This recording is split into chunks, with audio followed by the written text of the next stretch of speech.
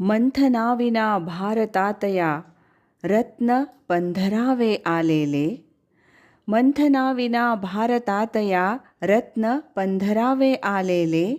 शून्य असो वा असो अनंत, टाटा सर्वांचे झालेले. शून्य असो वा असो अनंत, टाटा सर्वांचे झालेले. आणि आज वैभवाप्रती येते जाता, सचोटी सवे करुणी दान.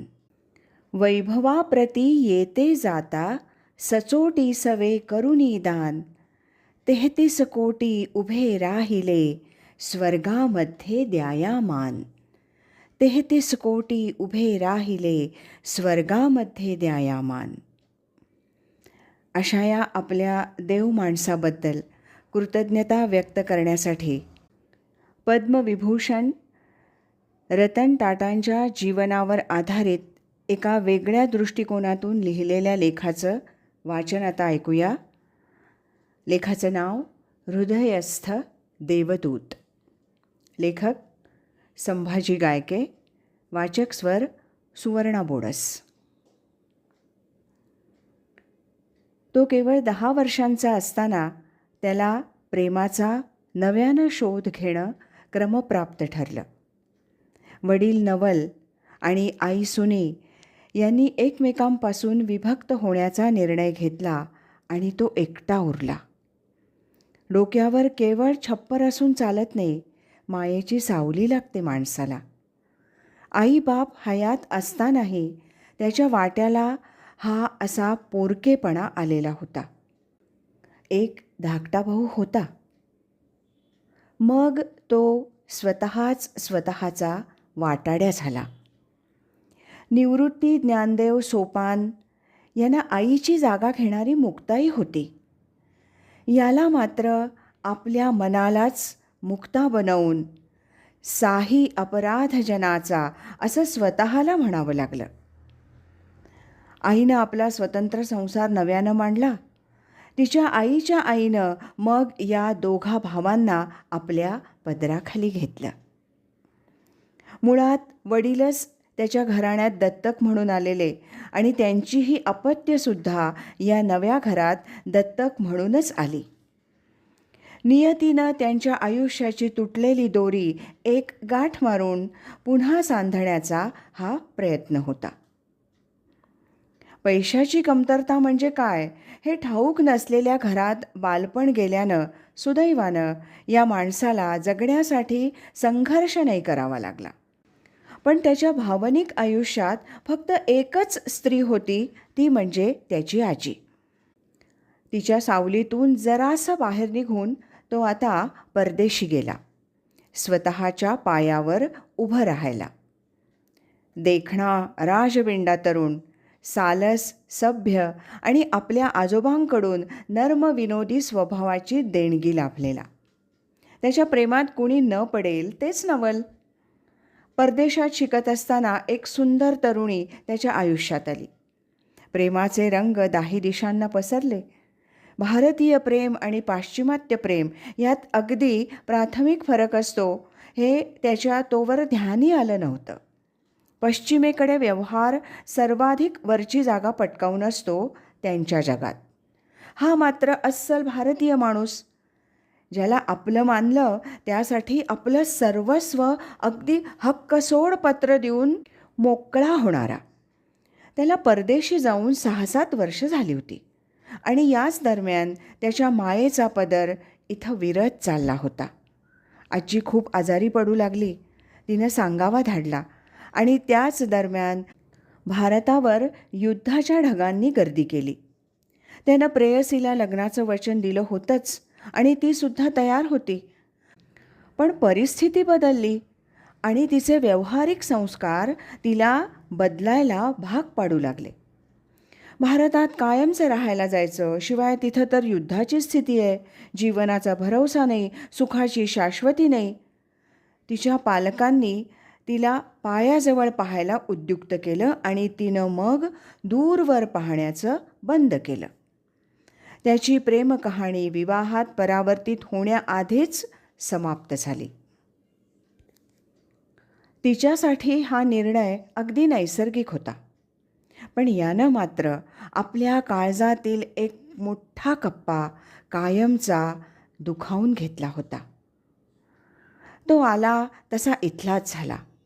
आजी, धाकटा भाऊ यांच्या सहवासात त्यानं आपलं एकाकीपण कमी केलं. पण ही त्यानं काढलेली समजूत होती. कौटुंबिक व्यवसायात त्यानं स्वतःला इतकं बुडवून घेतलं की काळजाला वैयक्तिक आयुष्याचा विचार करण्याची सवडच मिळेना. स्वतःचं घर वसवण्याचं जणू तो विसरत चालला होता. उद्यमशील स्वभाव शांत बसू देईना. लक्ष्मी प्रसन्न होतीच, आता ती त्याच्याकडंच कायम वस्तीला आली होती. लाखो लोकांच्या संसाराशी आता तो नकळत बांधला गेला. मालक कामगारांचा पगार कमी करण्याच्या प्रयत्नात असतात. हा मात्र पगार किमान चांगला असलाच पाहिजे या भूमिकेत असताना प्रत्यक्ष आपल्याच व्यावसायिक सहकाऱ्यांशी वाद घालणारा निघाला आणि आपलं म्हणणं पटवू शकणाराही. काळीज करपलेलं असलं की ते आपल्या मनाविरुद्धही कुठेतरी ओलावा शोधत असतं. त्याच्याही मनाच्या कोरड्या रानात काही श्रावणसरी बरसल्या. पण नशिबाचं ऊन नेमकं त्याच वेळी ऐन भरात होतं. संसार उभारायच्या अगदी जवळ असताना नियतीनं त्याचा पाय मागं खेचला. त्याला प्रचंड मोठ्या संसाराला हातभार लावायचा होता बहुधा, आणि वैयक्तिक एकल संसारासाठी त्याला वेळ द्यावा लागला असता. ते नियतीनं टाळलं. मोठ्या हितासाठी नशीब छोट्या स्वप्नांचा असा बळी घेतं. अगदी तसंच झालं. देश विदेशात त्यानं व्यवसायाचं जाळं उभारलं. नवं जंगल उगवू लागलं की हळूहळू रोपं मोठी होतात, त्याची झाडं होतात, त्यांना बहर येतो, कळ्या उमलू लागतात आणि मग फुलपाखरं आली की जंगल संपूर्ण होतं, अनेकांचं आश्रयस्थान बनतं. हा आता एक मोठा वृक्ष बनला होता. स्वतः आणखी उंच व्हावं लागलं त्याला. सूर्य सर्वाधिक झेलला तो यानंच. त्याच्या छायेखाली मात्र गडद थंड सावली होती, आणि या सावलीत जो आला तो कधीच माघारी फिरला नाही. आज असे लाखो संसार त्याच्या आधारावर उभे आहेत. लाखो रुग्ण त्याच्या देणग्यांच्या आधारे जगले.